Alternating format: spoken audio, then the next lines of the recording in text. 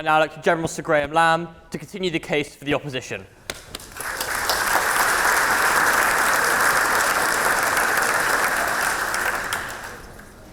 Oxford, good evening. I might say it's a pleasure to be back, but I'd be lying.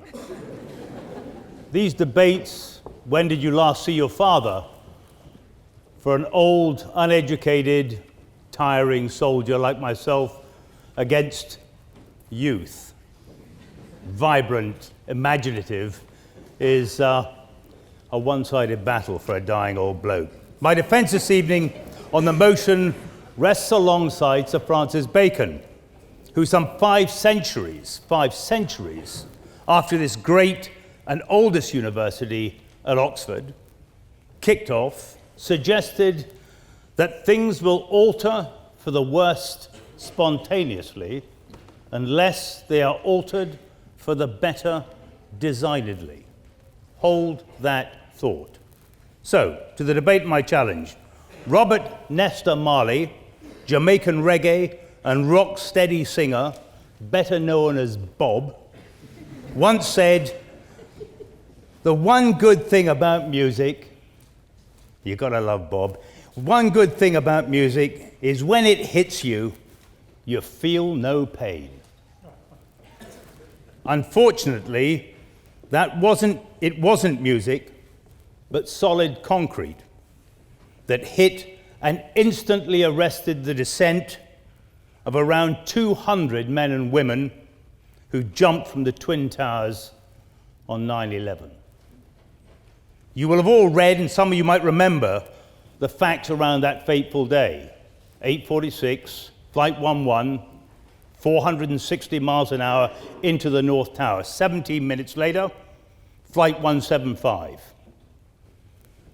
What you may not recall or have missed is the last 6 seconds of life at 09:41, when a 40-year-old pastry chef, Norberto Hernandez from Queens, a good man with a wife and 3 daughters, working at windows on the world at the 107th, the top floor of the North Tower, was caught on camera as he fell somewhere between 130 and 140 miles an hour.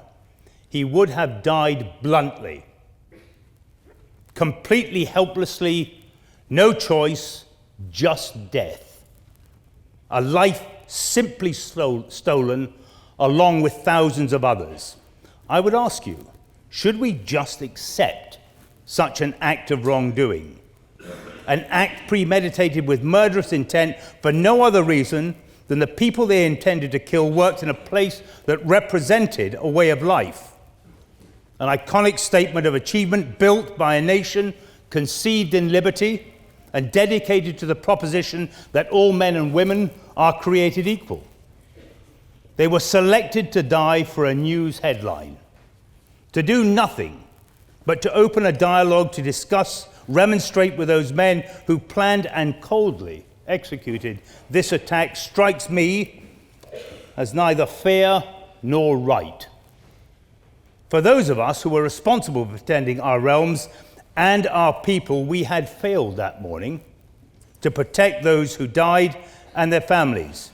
It is not enough to just accept this murderous act as an unfortunate and forgettable incident. Nor is it sufficient, I sense, to sway you from your judgment on this debate. George Bernard Shaw brought our attention to the unreasonable man and his or her intent that the world should fit into their demand on how we should live, and on the 11th of September, how we should die.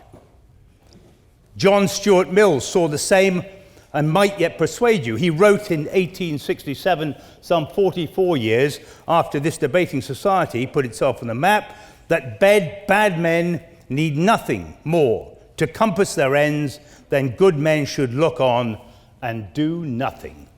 Thomas Jefferson, founding father, 3rd president, said all tyranny needs to gain a foothold is for people of good conscience to remain silent.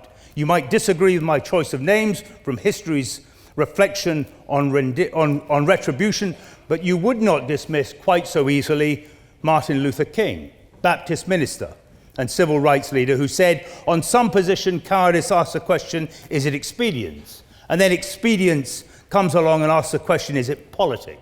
Vanity asks the question, is it popular? Conscience asks the question, is it right? There comes a time when one must take a position that is neither safe nor politic nor popular, but you must do it because conscience tells him it is right. So what does your conscience say? Turn the cheek, bow to a twisted will, roll over, beg and hope that murderous behavior will just go away? Alas, it is unlikely, for history is littered with good intentions and bad behavior. Appeasement, as we've heard earlier, peace in our time, as Neville Chamberlain found in 1939, is not known to make people kinder, quite the opposite. Hitler's fascism, Stalin's gulags, Pol Pot, I could go on, export terror. And terror, unfortunately, is just an old friend, while the end of war, as Plato suggested, is merely for the benefit of the dead. Both have been around for more than a millennium, and they are not about to depart your or our troubled world. Robespierre saw terror as only justice, prompt, severe, and inflexible. Of course. You're absolutely right, sir, that terror is something we ought to stop. But wouldn't you say that this particular method employed over the past 16 years has only led to more violence, more terror, and more killings of innocent Let me civilians? continue.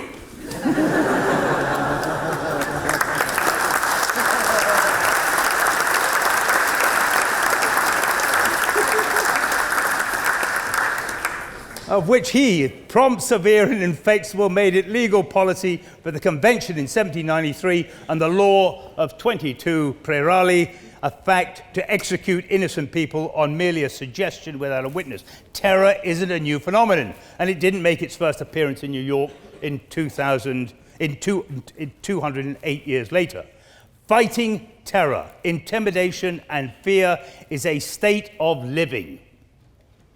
It's a state of living in which life and death are at either end of the scale. Terror is just life's counterbalance to security and sanctuary, which we all wish for and are responsible.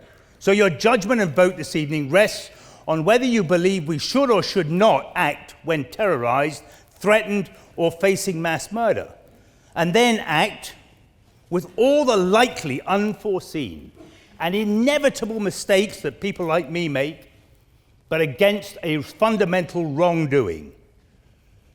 Be that against Norberto Hernandez, the falling man, 800,000 innocents hatched to death in Rwanda, the thousands butchered and raped in the Balkans, and 2 towers with thousands broken and burnt souls. If you choose never to act without anything less than an absolute assurance of success, then my old dead enemy, Abu Musa al-Zarqawi's chilling, unblinking proposition will play out with the inescapable consequences that your future, not mine, I'll be dead soon, will be dictated by his simple declaration that he and his like will have you obey or they will slaughter.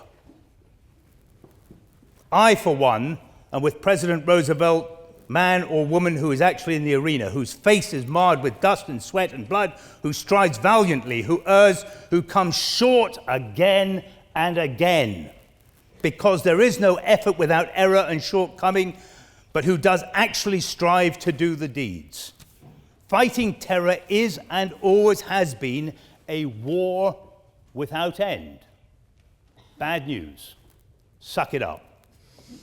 Accepting the rule of terror is to give up on humanity.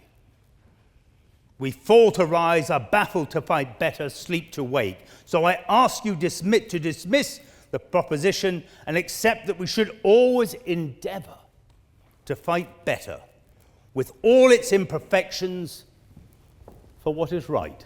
Thank you.